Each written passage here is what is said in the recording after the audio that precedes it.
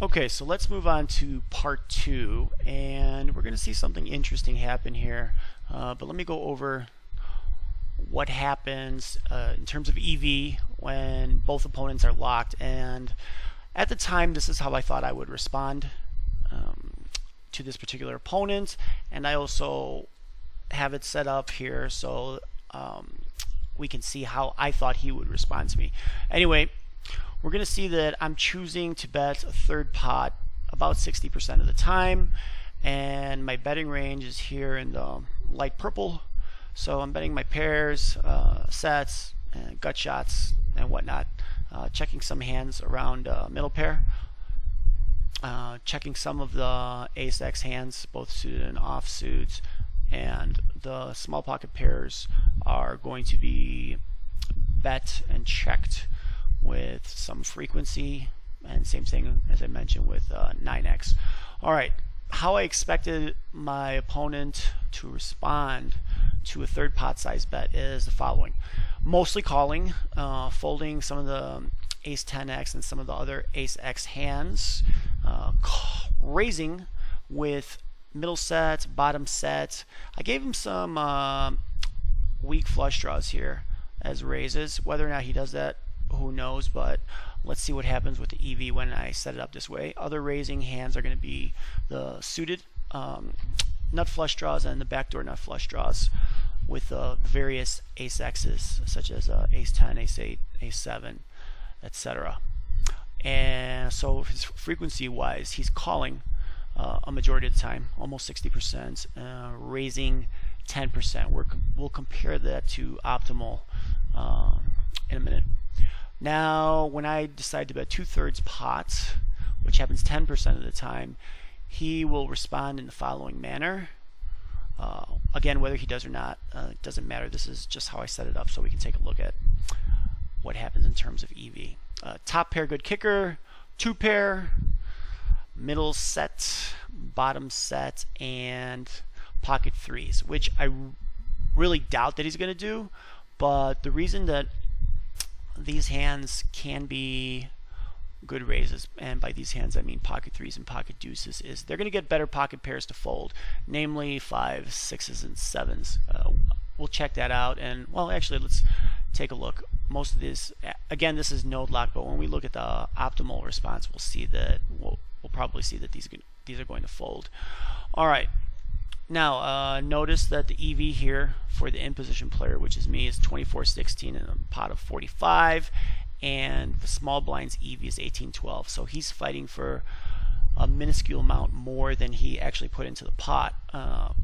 In addition to the small blind, the $18 he put in, his EV is 18-12. So he's getting an extra 12 cents in EV defending this range on King94 unpaired two-tone. It's going to be very tough for him to do so. Really, this is just not a good play on his part. Anyway, let's take a quick look at what happens when we have optimal versus optimal and see what happens in terms of EV.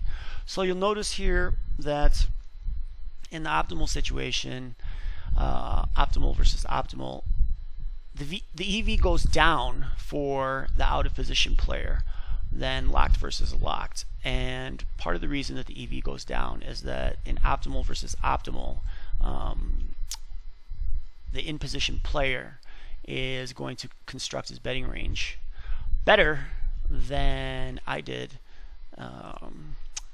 If you'll notice here, notice the frequencies here in optimal, going from 2/3 to third to check, 34, 13, and 51, and I was using 10, 60, and 29.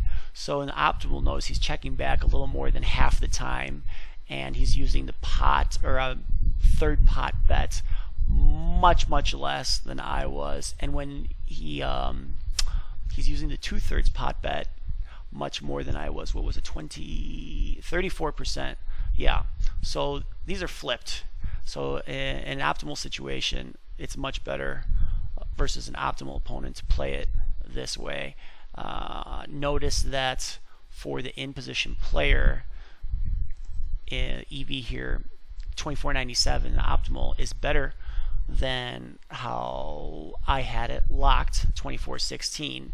And while this EV for the optimal player improves, the EV for the out of position player gets worse. However, it is actually better for the out of position player in this lock scenario because of the way I chose to bet against him. So my betting policy here, which I thought would be better, not necessarily the case. All right, now let's take a look at something that's a little interesting here. Let's say that I decide to depol and bet my entire range for a third pot. So I'm betting a third pot at 100%, and versus the optimal response, here's what the frequencies will look like for him, the out of position player. Notice now that he is check raising half pot a whopping 27% of the time, which we wouldn't expect. Do a lot of live players check raise king queen here? Sometimes. You can expect them to check raise two pair quite a bit and middle and bottom set quite a bit. However, the interplay of the cards or the hands between the king and the nine, which are basically gut shots, these are getting raised quite often in an optimal situation, optimal response. Whereas in a live setting, this isn't happening very often. So notice here, a better way to play against my response to this player would be to check raise a lot of these gut shots. And he's also check raising threes and twos. The optimal opponent is check raising threes and twos, which most live players are not going to do. And this can be very effective, because if we take a look at the response to this check raise, notice that the optimal response, I'm only node locked here, not here. So the optimal response here is going to be to raise, to fold 5, 6s, and 7s some of the time. And they're going to call usually when those pocket pairs have a heart, because those hands are going to have more equity than the non-heart pocket pairs. So again, in a typical live venue, most people are not going to check raise pocket threes and pocket twos on king 9-4, and it's a good thing that they're not. Anyway, let's go back to the EV here. When I depol 33, notice the frequencies here. I'm depoling 100%, but the EV, my EV actually goes down when the opponent responds optimally. So my EV went from lock situation of 2416 to 2408. So what does that tell me? That tells me that I can actually bet here even against an optimal opponent and lose minimal EV. So the simplification helps out a lot, because I don't have to do a lot of thinking, at least on the flop, about how I'm going to handle this situation. However, if you are not careful about how you construct your betting and checking ranges on the turn of the river, this is going to end up hurting you a lot, because you're going to make a lot of mistakes in bigger pots on turns and rivers. All right, now let's take a quick look at what happens when I depol 33 and I lock the opponent's response, because he's not going to respond optimally. So I bet range, and now instead of check raising a whopping 27% of the time, the less than optimal opponent is check raising 10% of the time for half pot, and calling more often, 64% of the time, versus, let's take a quick look.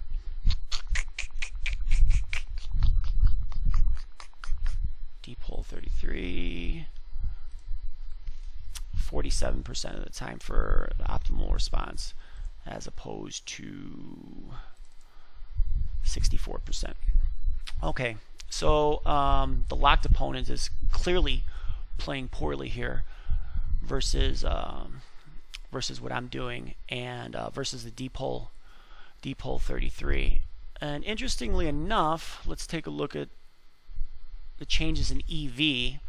When I choose to depole against a non-optimal opponent, which is basically a live guy, most live guys, now my EV jumps up to 2565. So I'm gaining a $1.49, a little more than 20% of a big blind, and my strategy ends up being more effective because what happens here is that the live player is basically exploiting himself.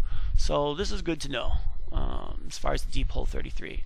I thought that I could tweak my betting ranges to positive effect, when in reality I would be much better off just going ahead and depoling 33 versus most of the live players, because they do not respond well. Now, one other thing I did here, I decided to add in a few more check raises to the live guy. So now in this situation, lock 2, I have him check raising 14% of the time versus 10% of the time. And what I did here is I have him check raising a few more of the gut shots. So here we have a gut shot with a flush draw and backdoor flush draw. Jack 10. Gut shot with a flush draw. Queen 10. Same thing with Queen Jack suited. And with Queen Jack offsuit, I had him check raising any queen with a heart Jack and any Jack with a heart Queen. I gave him a little bit of 9-8. I do not have him check raising pocket 3s and pocket 2s because that is just very unlikely in the live venue. Some of the suited aces here, I had him check raising to half pot and pot with ace 3, ace deuce, and the other suited aces between 6s and 8s, ace 8, ace 6, ace 7, and ace 10 is doing a bit of check raising too. But when he does check raise more often versus the deep hole 33, I'm still doing pretty well. I have 25-12 in EV, which is still an improvement over the locked versus locked 24-16. So some of the takeaways that I have are that yes, I can find simplifications here, and I thought that betting bigger would be betting bigger would be better, better in terms of higher EV versus this particular opponent. And as it turns out, that's not the case. As long as the way I had him node locked here is reasonable, and basically you can expect passive play. They're going to do a lot more calling than they should, so they're not check raising enough, and they have too wide of a range to begin with. As I mentioned earlier, he has sets here. The upper end of his range only makes up not even 3% of his range, whereas I have two pair overpair, namely aces, and sets almost 6% of the time, 4, 5, 6.5% of the time, and he has sets 2.5% or 2 something percent of the time. So his range is too wide. He's playing it too passively.